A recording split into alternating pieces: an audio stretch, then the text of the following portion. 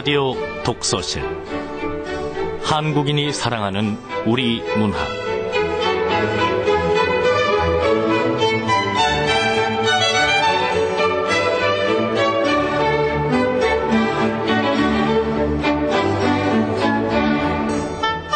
안녕하세요. 아나운서 김경란입니다. 감나무, 이재무. 감나무 저도 소식이 궁금한 것이다. 그러기에 사립 쪽으로는 가지도 더 뻗고 가을이면 그렁그렁 매달아 놓은 붉은 눈물 바람결에 슬쩍 흔들려도 보는 것이다. 저를 이곳에 뿌리박게 해놓고 주인은 30년을 살다가 도망기차를 탄 것이 그새 15년인데 감나무 저도 안부가 그리운 것이다. 그러기에 봄이면 새순도 담장 너머 쪽부터 내밀어 튀어보는 것이다. 네, 이재무 시인의 감나무라는 시입니다. 표현이 참 좋죠. 감나무도 소식이 궁금해서 사립문 쪽으로 가지도 더 뻗고 새순도 담장 너머 쪽부터 먼저 튀우고 소식 궁금한 건 사람이나 감나무나 마찬가지인가 봐요. 감나무가 옛 주인을 그리워하듯 여러분들에게는 잊고 지내는 분들 없으신가요? 올 가을에는 잊고 지낸 분들과 다시 인연을 맺는 사람을 수확하는 그런 계절로 만들어보면 어떨까요?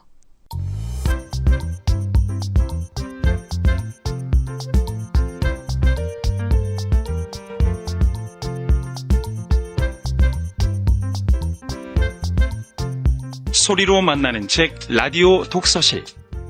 한국인이 사랑하는 우리 문학을 김경란 아나운서와 함께 만나봅니다.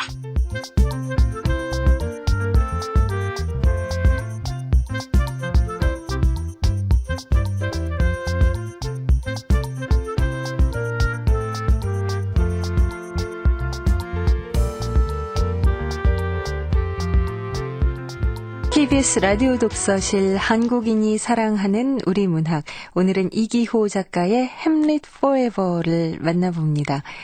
이기호 작가는 1972년 강원도 원주에서 출생한 젊은 작가죠. 1999년 월간 현대문학 신인 추천 공모에 단편 버니가 당선돼 등단했고요. 2003년에 대산 창작 기금을 수혜했습니다. 현재 광주대학교 문예창작과에서 후학들을 가르치고 있고요. 작품집으로는 최순덕 성령 충만기, 갈팡질팡하다가 내 이럴 줄 알았지, 독고다이가 있습니다. 이기호 작가의 작품은 쉬우면서도 웃기고 재밌다 이런 의견이 많은데요. 햄릿 포에버 여러분은 어떻게 느끼실지 함께 들어보시죠. KBS 라디오 독서실 한국인이 사랑하는 우리 문학 이기호 작가의 햄릿 포에버입니다.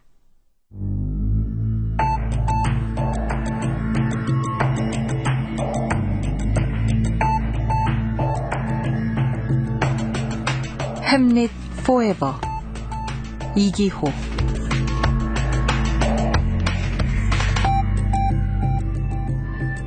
피의자의 성명, 연령, 직업, 주민등록번호, 원적, 본적, 주소를 말하십시오. 이시봉, 27세, 생년월일은 1974년 2월 18일생, 직업은 연극배우, 주민등록번호는 740218XXXXX, 원적과 본적은 강원도 원주시 단구동 172번지고 현재 뚜렷한 주거지는 없습니다. 피의자는 형벌을 받은 사실이 있나요?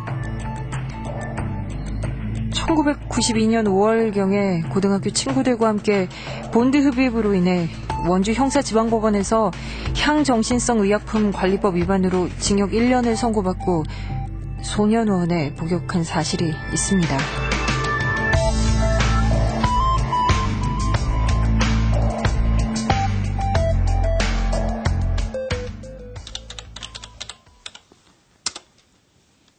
피의자는 처음에 어떤 계기로 본드를 흡입하게 되었나요?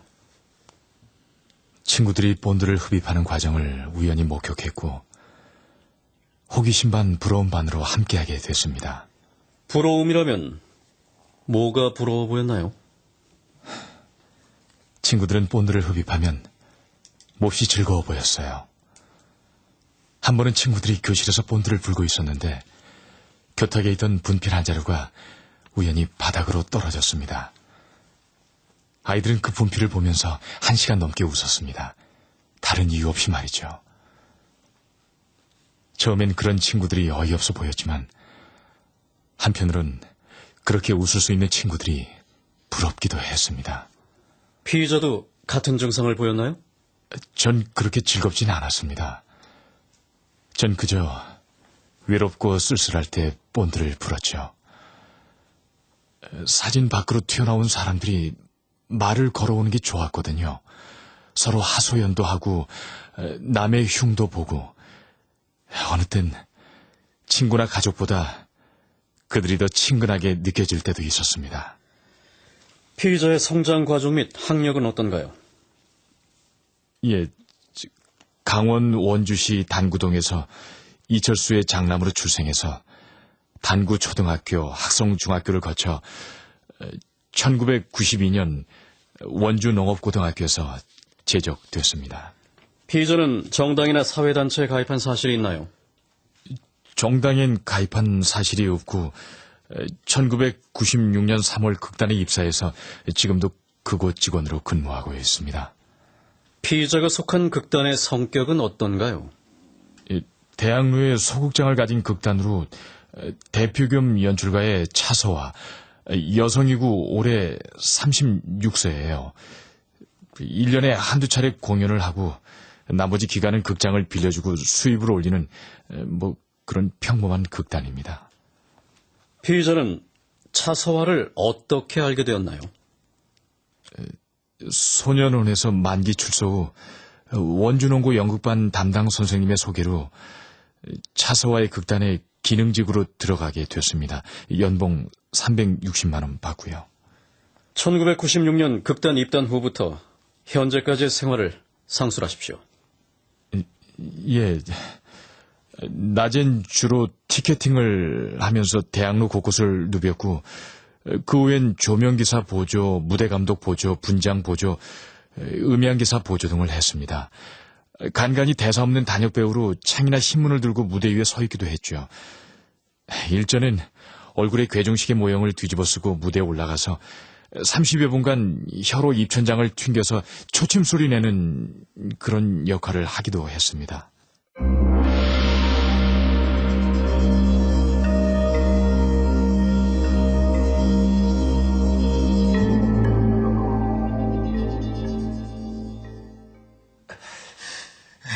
이제 12시가 다 돼가네. 12시에 만나서 도망을 가기로 했으니까 은지 씨는 곧 나타날 거야. 아니야. 나오다가 남편한테 들켰으면 어떡하지? 시간이 왜 이리 빨리 가는 거야?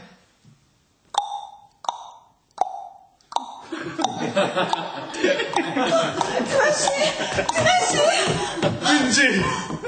나와줬어. 고마워, 은지. 우리 이제 멀리 도망가서 새 출발하는 거야. 빨리 가요. 그이가 쫓아올지도 몰라요. 어서요. 네. 시간이 너무 빨리 가. 빨리 도망가야 해요. 알았어. 도망가자고.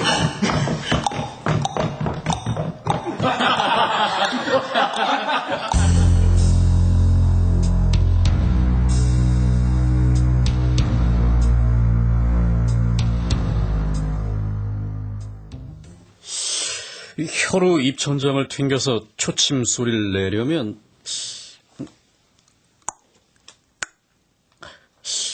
힘들 것 같은데. 힘들죠. 잠은 주로 극단 사무실 소파에서 잤지만 배우들이 술을 마시고 다시 극단 사무실로 몰려 들어오는 날엔 관객석에서도 자고 무대 위에서 자기도 했습니다. 그렇게 4년을 보냈죠. 물론 다른 직장을 알아보기도 했습니다. 연봉 360만 원이라 월급이 너무 빠듯했거든요. 하지만 전과자에다 별다른 연고도 없는 몸이라 취직은 생각처럼 쉽게 되지 않았습니다. 그런데 피의자는 왜 갑자기 본드에 다시 손을 대기 시작했나요? 그게 다 차서화와 햄리 때문입니다. 차서화와 햄리 때문이라고요? 그렇습니다. 차서화와 햄리 때문입니다.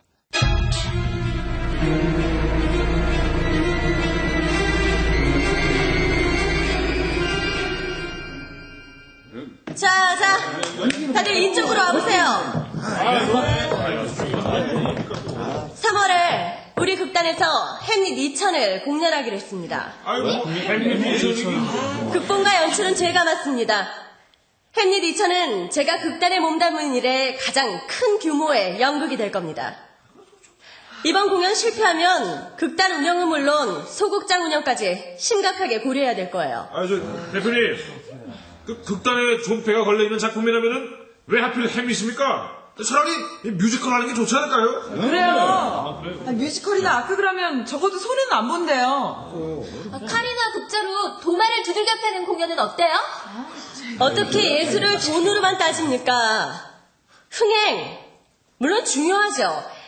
하지만 우리 극단과 저, 이번에는 예술과 작품성으로 인정받을 겁니다. 자, 조만간 캐스팅 발표할 테니까 그렇게들 알고 열심히 임해주세요. 전 대본 마무리할 게 남아서 먼저 실례하겠습니다. 아이, 뭐야. 진짜 햄릿을 할까는 거야, 뭐야, 이거. 예술과 작품성으로 인정을 받아보자고? 알았다. 차 대표가 실력 있는 예술가란 명성을 얻고 싶은 거네. 아이고. 하긴 차 대표 입장에선 소극장이지만 극장까지 갖고 있는데 돈이 뭐 아쉽겠어? 맞아. 실력 있는 예술가란 명성은 관객들이 주는 게 아니라 평론가들이 주는 거니까 평론가들이 잘하는 햄릿을 선택한 거야. 아이고, 브라보. 역시 차대표답다. 아이고, 참.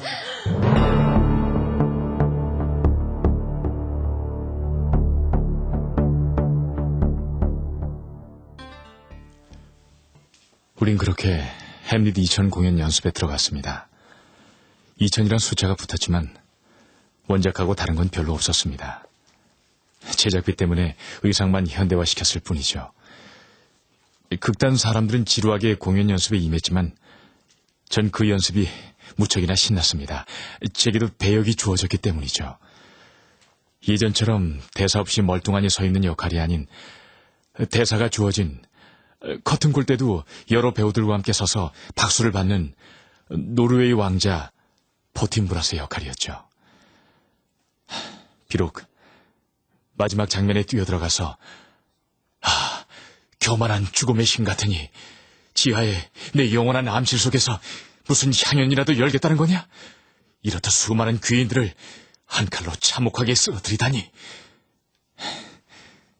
이렇게 말하고 퇴장하는 게 전부지만 정말이지 긴장되고 흥분되는 일이 아닐 수 없었죠. 저기 햄릿이 어떤 내용입니까? 수사관님도 모르는 게 있네요. 전 배운 사람들은 다 똑똑해서 잘 알고 있는 줄 알았는데 햄릿은 셰익스피어 4대 비극 중에 하나잖아요. 그 정도는 아는데 내용이 잘 생각이 안 나서. 똑똑한 사람들은 생각 안 날 때가 참 많은 것 같아요. 햄릿은 자신의 아버지를 독살하고 어머니와 결혼한 삼촌 클라우디스에게 복수하는 내용이잖아요. 맞다. 생각납니다. 자, 계속 상술하시죠. 전 정말 열심히 연습했습니다.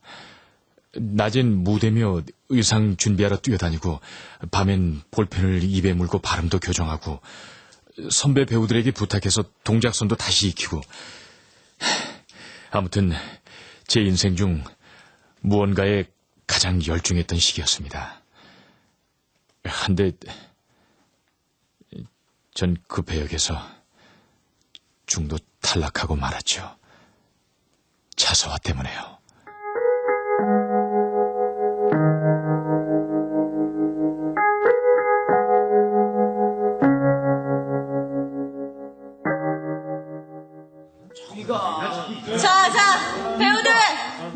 제발 주목 좀 해주세요.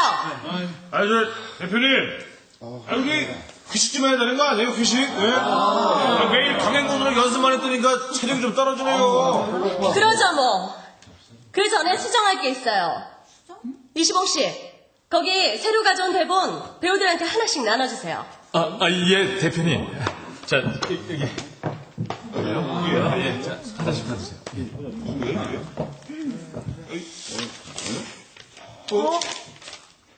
대표님, 대본이 완전 달라졌네요? 네, 기존의 햄릿과 차별화를 두기 위해서 어쩔 수 없이 수정을 했습니다. 나 차서화의 햄릿 2000은 기존의 사색형 햄릿보단 행동하는 햄릿이 될 겁니다. 그러자면 우선 햄릿이 죽으면 안 되고 오히려 왕이자 자신의 삼촌인 클라우디우스와 어머니를 죽이고 권좌에 올라야죠. 죽은 아버지의 망령은 등장하나요? 아니요, 행동하는 햄릿에서 망령은 없습니다. 대표님, 햄릿의 명대사 죽느냐 사느냐 그것이 문제로다. 이 대사도 없는 것 같은데요? 그렇습니다. 햄릿은 삼촌이 차지하고 있는 왕위를 되찾기 위해 혈안이 된 인물. 뭐 역동적인 인물로 등장하죠. 햄릿이지만 햄릿이 아닌 햄릿. 그게 바로 차서화의 햄릿 2000이죠. 안 돼요, 대표님. 대사 다 외우고 동작선 다 익혔는데 이제 와서 수정이라뇨. 이 세대본에서는 내 배역이 너무 약한데? 대표님, 공연 날짜까지 수정본 외우고 동작선 익히려면 시간이 너무 빡빡해요. 아니, 뭐야. 아니, 내가 빠졌네. 수정본엔 내가 없잖아. 저라고 수정하는 게 쉬우는 줄 아세요? 작품성을 인정받으려면 기존의 햄릿으로는 안 돼요. 일단 수정한 대본부터 외우도록 하시고요. 오늘 저녁에 회식합니다. 대표면 다야. 정말. 당장 때려치고 싶지만 계약금을 다 써버려서. 아무래도 그 소문이 사실인가 봐요. 소문이라니? 이 수정본 차서화가 고친 게 아니라 알고 지내는 남자 평론가가 대신 써준 거래잖아요. 아니야. 신인 작가한테 거액을 주고 수정시켰단 말도 있어. 이시봉 씨 어떡해? 대사 있다고 좋아했는데 수정본에는 아예 역할이 없네? 그래? 시봉 씨 역할이 빠졌어? 네, 수정본에선 햄릿이 안 죽거든요. 그러니까 포틴브라스도 필요가 없죠. 이시봉 씨 서운해서 어떡하나? 아니, 어쩔 수 없죠, 뭐.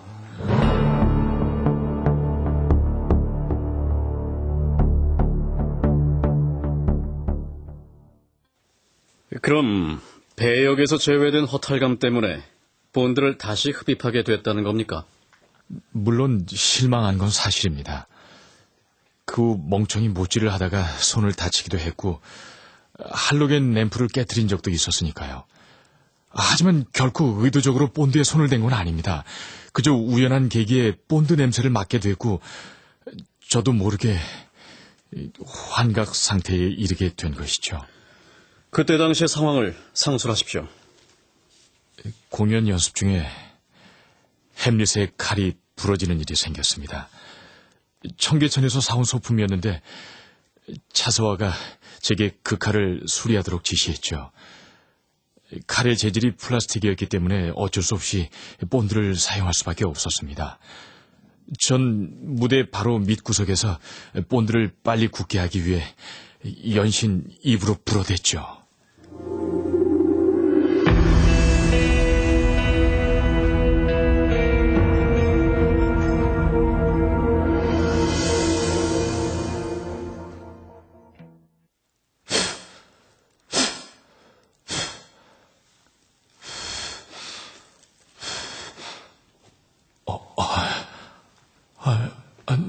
내 정신이 왜 이러지?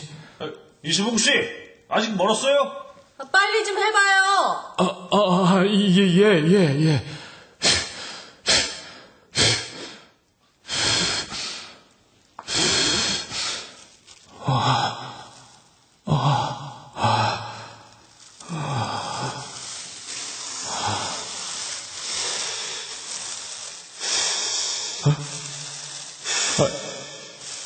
당신 누구야? 이시봉 씨? 당신은 햄릿? 진짜 햄릿이잖아요. 근데 여기는 왜? 햄릿, 그렇게 매일 본드를 보니 죽은 네 아버지가 보이는 거란다. 제발이지 본드 좀 그만 볼 수 없겠니? 우리 엄마에게서 나 좀 숨겨줘. 넌 알지? 본드가 왜 필요한지, 본드가 나에게 무엇을 보여주는지. 그래, 알아. 나도 알아, 네 심정.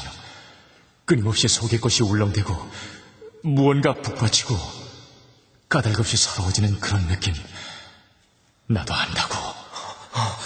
우리 엄마한테서 날 좀 숨겨줘. 햄릿, 본드 좀 그만하라니까. 숨겨줘. 제발 날 좀 숨겨줘. 햄릿을 그냥 내버려둬. 아버지를 만난다잖아. 그냥 내버려두라고. 이시봉 씨, 아이고 미쳤어. 대표님, 괜찮아요? 이시봉 씨가 차는 경험을 다 저러고 왜 그래 진짜. 뭐지? 무슨 일이 일어난 거지? 햄릿, 어디 갔어, 햄릿? 대표님, 일단 병원으로 가시죠. 오늘 연습은 그만할게요. 이시봉 씨, 다른 직장 구한 거야? 아무리 배역을 뺏겼어도 그렇지. 잘했어. 내 속이 다 후련하더라. 내가 뭔 짓을 한 거지? 대체 뭔 짓을 한 거냐고. 본드 냄새 맡고 환각에 빠져섰나 봐.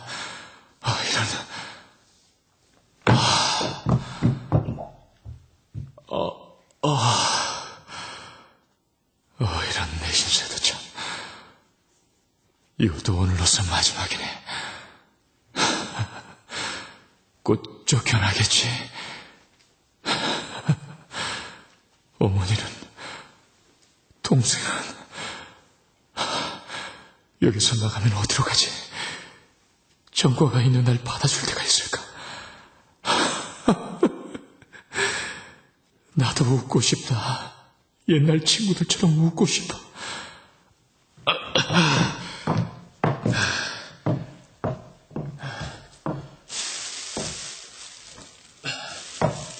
그래, 웃는 거야.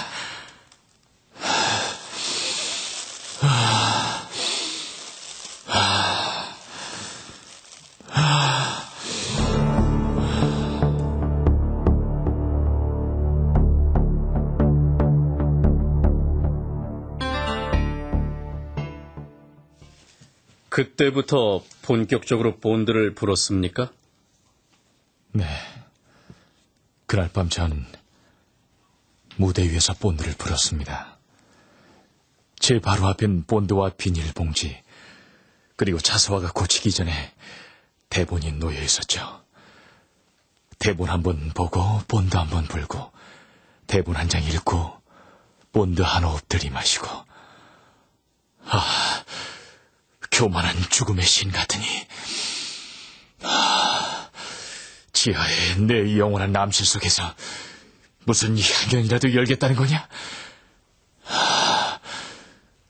무대는 갈수록 환해져 갔고, 몸 마디마디가 제각기 부러지고, 숨구멍과 모공이 천천히 열리고, 그러자 무대 한편에서 기다렸다는 듯 햄릿이 나타났습니다.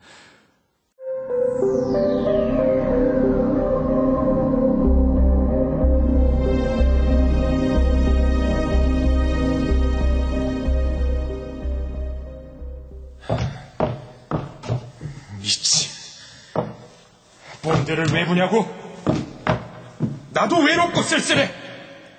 어머니도 애인도 다 나를 믿지 않아. 나를 미친놈 취급하지. 내가 보는 세계를 도통 믿으려 들지 않으니까. 햄릿.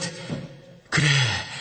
지금 너의 행동이 연극이라면 넌 내가 본 그 어떤 배우보다 완벽해.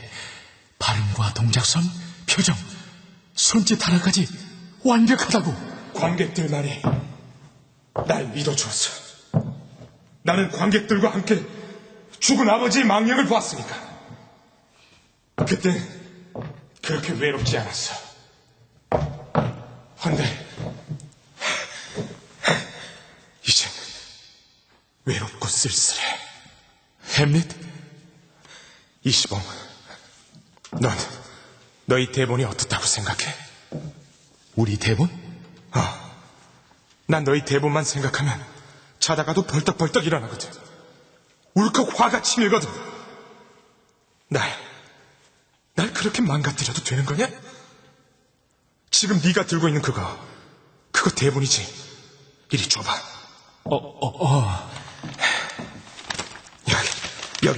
여긴 이렇게 하면 안 돼. 이건 지워야 되거든. 난 햄릿만 수만 번 공연한 놈이라 누구보다 잘 알지. 여기선 이런 말을 쓰면 안 돼. 오피리아가 이 장면에서 등장하면 다음 장과 연결이 어색하잖아. 와, 햄릿. 너 정말 대단하다.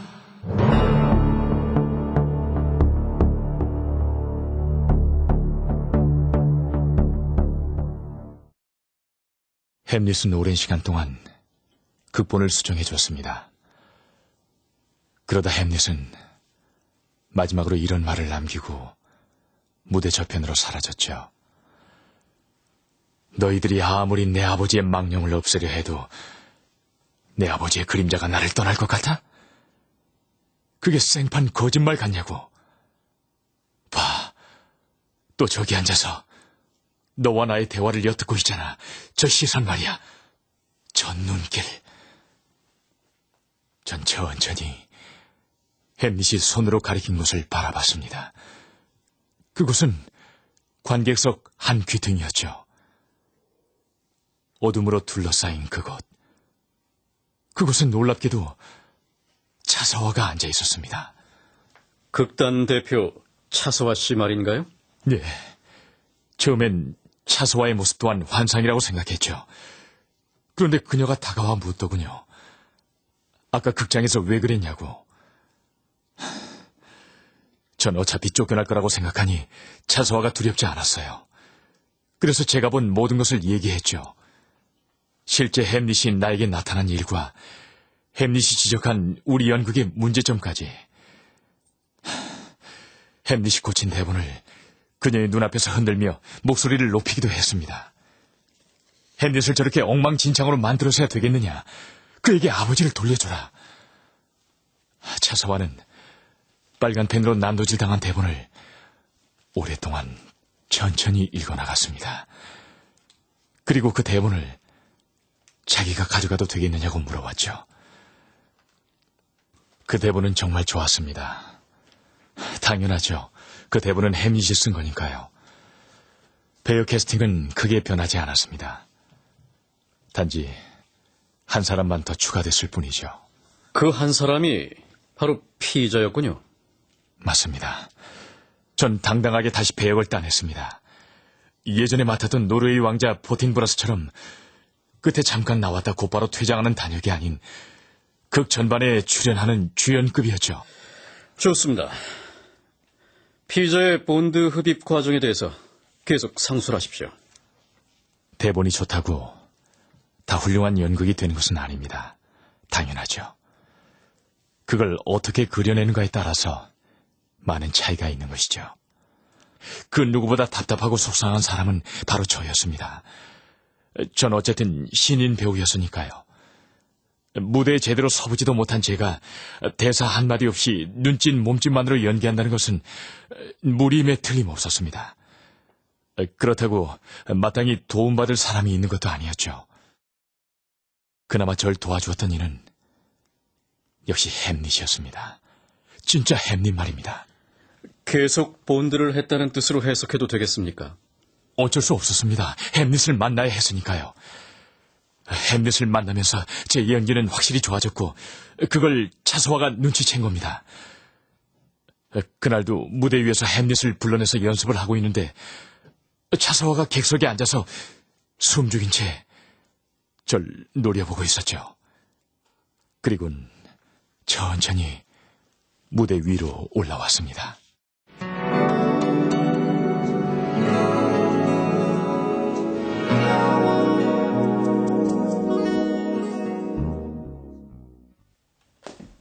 햄릿은 갔어? 아님 이 무대에 있나? 이게 다 뭐야? 본드라. 이걸 하면 정말 햄릿이 보인다 이거지? 저 여자 동거 아니야? 좋아. 이건 어때? 햄릿 씨한테 나도 좀 도와달라고 부탁하는 거. 그럼 내가 알고 있는 걸 다른 사람들한테 말하진 않겠어. 본드 불고 무대에 오른다는 거 좀 비도덕하지 않아? 그리고 이시봉 씨도 이번 연극이 마지막 무대가 되면 안 되잖아. 무대에 계속 서야지. 안 그래? 뭘 도와달라는 건지. 간단해. 연습이 끝난 후에 그날 배우들의 문제점을 지적해주면 되는 거야. 뭐 무대 장치와 음향에 대해서도 말해주면 좋고. 이시봉 씨가 햄릿하고 만나서 대화를 한다면 그리 어려운 일은 아닌 것 같은데. 그리고 이번 공연이 성공하면 다음 배역도 생각해볼게. 햄릿? 왜 아무 말 안 해? 햄릿! 나 그렇게 하겠다고 대답한다?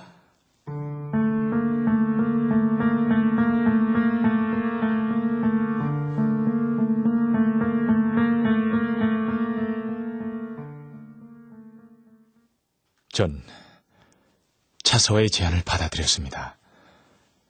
햄릿은 그런 결정을 내린 저를 바라보기만 했죠. 아무 일도 아니라는 듯.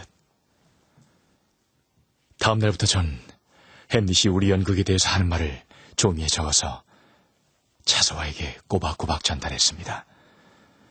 차서와는 그 종이에 적혀있는 대로 배우들의 연기를 지적했고 무대와 조명을 손봤고 음향도 새로 피아노 독주곡 위주로 바꿨습니다. 그 후의 상황에 대해서 계속 상술하십시오. 이후 연극 연습은 좀 더 매끄럽고 진지하게 속도감 있게 이어졌습니다. 극단 사람들 모두 차서와의 변신에 놀랐죠. 그럴수록 차서와는 더더욱 저와 햄릿을 찾아왔죠. 연극 연습은 막바지에 다다랐습니다. 공연 5일 전엔 평소 차서와와 가깝게 지내던 평론가와 기자, 연출가 몇 명을 불러놓고 최종 리허설을 갖기도 했죠. 문제는 그 리허설이 끝난 뒤에 일어났습니다.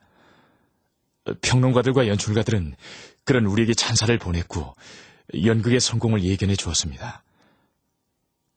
한데 평론가 한 명이 우리 연극에 대해서 한 가지 아쉬움을 제기했죠. 그게 문제가 된 겁니다.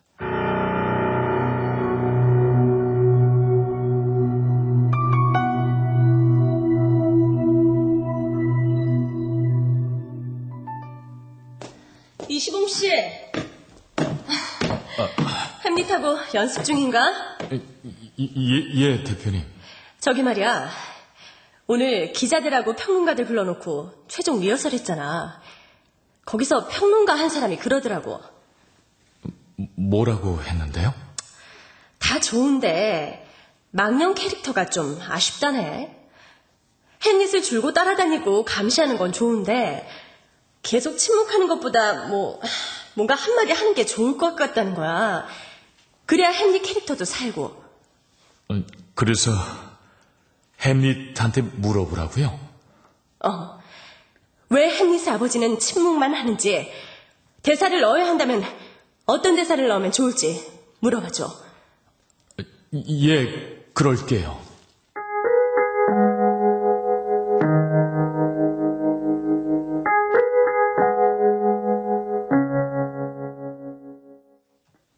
그래서 다시 본드를 불었습니까?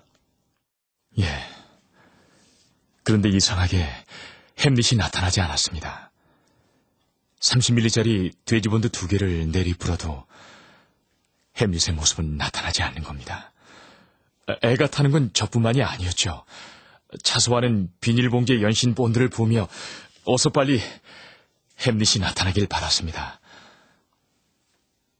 얼마의 시간이 지났을까요? 무대 저편에 희미한 남자의 뒷모습이 보였습니다. 전 그에게로 다가갔죠. 차소와도 덩달아 그녀에겐 보이지 않을 그 누군가를 향해 몸을 돌렸습니다. 왜 이렇게 늦게 온 거야? 전 그에게 화를 냈습니다. 그는 아무런 말도 하지 않았습니다. 묻고 싶은 게 있어. 전 계속 그의 등에 대고 말을 했죠. 그때 눈치를 챘어야 했습니다. 그가 햄릿이 아니었다는 것을. 햄릿이 아니야. 아버지? 이시봉 씨, 햄릿이 뭐래? 어떤 데서 나오래? 햄릿이 아니에요.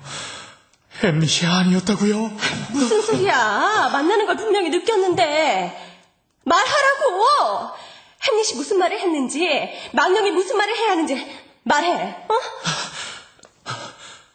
대표님, 이번엔 햄릿이 아니에요. 그럼 뭐야? 누구 말을 들은 거야?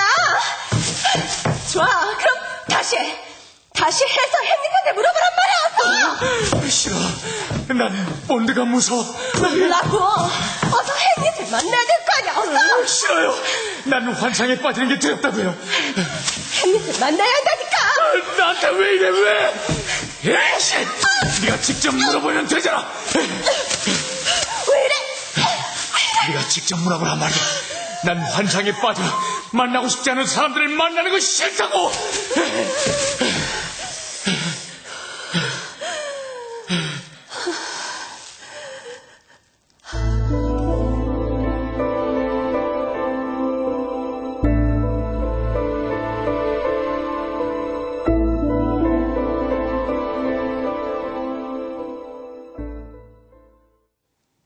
눈을 떠보니 아침이었습니다.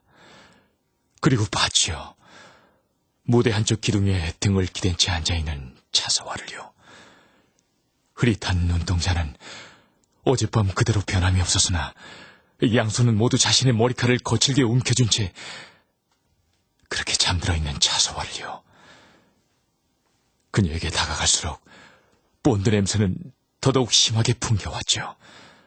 자세히 보니 그녀의 머리칼은 온통 본드 천지였습니다. 본드를 샴푸로 착각했는지 아니면 무스로 잘못 알았는지 머리칼은 마치 염색이라도 한 듯 노란 빛을 띠고 있었습니다. 이미 굳어버린 본드. 그녀의 손은 머리칼을 움켜쥐고 있는 것이 아닌 머리칼과 본드와 함께 굳어버린 것이었죠. 전 지금도 궁금합니다. 과연 그녀가 본 게 무엇이었을까요? 메두사일까요? 그도 아니면 거울일까요? 그럼 어쨌든 피의자가 차서와로 하여금 강제로 본드를 흡입하게 만든 건 사실이군요. 예, 그건 틀림없습니다. 좋습니다.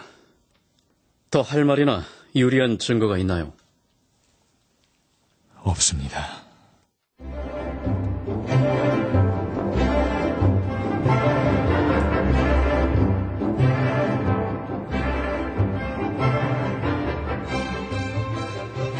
야, 햄릿! 왜 이렇게 늦게 온 거야? 파라과이에 갔다 오느라고. 너보다 더 날 원하는 배우가 생겼거든. 너도 알잖아. 난 네가 원할 때만 보인다는 거. 궁금한 게 하나 있어. 뭔데? 너 정말 네 아버지를 만났어? 그런 너는? 내가 먼저 물었잖아. 나? 난 너와 똑같아. 넌 정말 나쁜 놈이야. 그것도 너와 같지. 세상 정말 엿같지? 본드같지. 불가? 지금 분 거 아니었어? 아, 그랬나? 그것도 모르겠어. 그냥 몽롱해. 다 몽롱하기만 해서.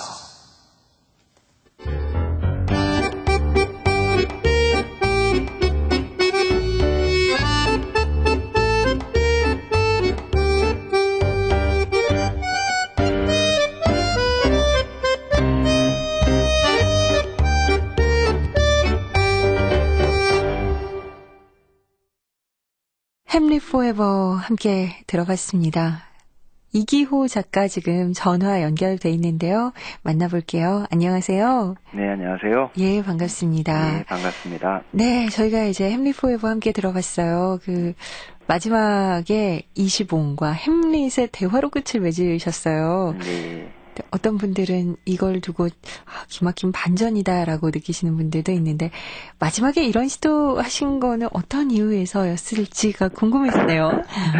예, 이게 사실은 벌써 쓴 지 한 10년 정도 된 작품이어서요. 네. 제가 그 당시에 어떤 감정에 대해서는 정확하게 또 다시 말씀드리긴 좀 그렇지만 어떤 반전을 시도한 건 아니었고요. 네. 그냥, 뭐랄까요. 예술작품을 바라보는 시각 자체들이라는 것이 각기 다 개별적으로 나눠질 수 있는 거 아닙니까? 예술이라는 것을 바라보는 그 시각 자체라는 것이 좋은 게, 이게 하나의 해답을 주는 것이 아니고, 여러 가지 질문을 던져주는 거기 때문에, 그 질문에 대한 반응들이었던 것 같아요. 일종의 이시봉하고 햄릿이 나누는 그 대화들이, 그러니까 뭐랄까요? 이시봉 너 거도 정답일 수 있고, 햄릿 네가 느낀 그것도 정답일 수 있고, 어쩌면 우리 모두가 모두 다 뻥을 치고 있는 거일 수도 있고, 이런 식의 어떤 뉘앙스로 썼던 것 같습니다. 제가 할 생각은. 근데 이 햄릿 포에버 현실과 환각 그 차이, 그 괴리에 대해서 좀 이렇게 복잡한 생각을 하게 만드는데 이 작가께서는 이 작품을 통해서 어떤 이야기 하고 싶으셨는지 궁금합니다. 사실은 이게 이제 작품 제목에 햄릿이라는 워낙에 고전 작품이 들어가 있고 또 그 작품 제목으로 다 얘기한 것 같은데요. 사실은요. 우리가 실제라고 믿는 것들 혹은 환상이라고 믿는 것들이라는 것의 구분법이라는 것이 사실은 어떤 정확한 구분법이라고 보기보다도 절대 다수냐 혹은 소수냐 이런 것들에 대한 구분으로도 나눠질 수 있는 것 같고요. 다 공존하는데 딱히 다 대부분 현실에는 실제와 환각이 다 공존하고 있는데 뭐랄까요, 그거를 너무 이렇게 나누고 분간하는 것 자체가 저는 조금 편견일 수도 있다는 생각이 들었고요. 그런 것들을 조금 더 시야를 넓혀줄 수 있는 것이 예술작품이 아닐까 그런 생각도 좀 했습니다. 이제 이기호 작가의 작품을 접한 독자들은 이런 얘기를 하더라고요. 일단 읽기가 쉽고 그리고 재밌다. 라고 하거든요. 읽다 보면은 계속 웃다가 벌써 작품이 끝난다. 이런 얘기도 하고. 그래서 어떤 평론가들은 성석재 작가의 계보를 잇는다. 이런 평가도 있던데요. 이렇게 재밌게 쓰는 건 작가께서 아주 이렇게 열심히 의도를 하신 바신가요? 그렇게 의도를 할 수는 없는 것 같고요. 사실은요. 그냥 그런 부분은 좀 있는 것 같습니다. 뭐랄까요, 어떠한 사물에 대해서 혹은 사건에 대해서 달력이 있으면 달력에 대해서 혹은 살인사건이 있으면 살인사건에 대해서 가급적 관념화시키지 않으려고 노력을 좀 합니다. 그러니까 있는 그대로의 것들, 그리고 판단은 독자의 몫으로 돌리기 때문에 제 문체나 혹은 제 소설의 구성 같은 것들이 이렇게 복잡하게 얽히고 설키지는 않지요. 그래서 아마 읽기 쉽다는 말씀을 좀 하신 것 같고요. 재미를 의도하는 것은 없는 것 같습니다. 딱히. 저는 그리고 제 소설이 그렇게 딱히 재미가 없어요. 쓰면서 굉장히 고통스럽기 때문에. 아, 그래요? 예. 굉장히 읽는 사람들은 좀 흥미로움을 느끼거든요. 어쨌든 그거는 아마 이런 측면일 것 같습니다. 그 주인공 혹은 주인물들 자체가 네. 우리 주변에서 조금 많이 봐왔던 비주류의 인물들이거나 혹은 조금 뭐랄까요, 그 못난 친구들이 많이 나와요, 제 소설에는. 그래서 그런 친구들이 주는 약간의 그 희비극적인 요소들이 좀 있는 것 같습니다. 그래서 아마 그렇게 느껴지지 않을까 그런 생각도 합니다. 아이고, 뭐 어쨌든 이렇게 독자들은 이기호 작가의 작품을 기다리고 그러는 와중에 이제 또 지난해 말부터 올해 봄까지는 인터넷으로도 소설을 쓰셨잖아요. 예, 그 제목이 사과는 잘해요. 인터넷으로 소설 쓰게 되면 그 어떤 시안 매번 마감이라는 것도 있을 테고 종이로 이렇게 나오는 소설하고는 좀 다른 점이 있을 텐데 어떠셨어요? 일단 작가들의 창작의 가장 큰 원동력은 마감인 것 같고요. 네. 그래서 그 일일 마감이어가지고 굉장히 뭐 어쩔 수 없이 묶여서 쓸 수밖에 없었기 때문에 저를 굉장히 성실하게 만들어준 그 측면이 있었고요. 네. 사실은 인터넷 소설이라고 하지만 매체 혹은 뭐 그런 미디어가 바뀌었다고 해서 소설의 어떤 뭐 다른 부분들이 변하는 것은 별로 없는 것 같아요. 근데 단지 이제 작가가 소설을 올리면 바로 독자들의 반응을 즉각적으로 받아볼 수 있기 때문에 댓글이라는 형식을 통해서. 근데 우리나라 그 네티즌들이 인터넷 소설에는 굉장히 그 뭐랄까요, 호의적이세요. 그래서 악플들이 거의 없었습니다. 그래서 대부분 응원하는 목소리들이 많았기 때문에 그 목소리들 듣고 힘내서 쓸 수 있었습니다. 그러셨어요. 오늘 이렇게 멀리서 전화로나마 뵙게 돼서 정말 반가웠고 오늘 말씀 고맙습니다. 예, 감사합니다. 네. 지금까지 햄릿 포에버의 이기호 작가와 함께 얘기 나눠봤습니다. 윌리엄 셰익스피어는 참 다양한 명언을 남겼습니다. 오늘 소개한 햄릿 안에는 사느냐 죽느냐 그것이 문제로다 이런 명언을 남겼고요. 또 이런 명언도 있더라고요. 사람은 마음이 유쾌하면 종일 걸어도 실증이 나지 않지만 걱정이 있으면 불과 십리길이라도 실증이 난다.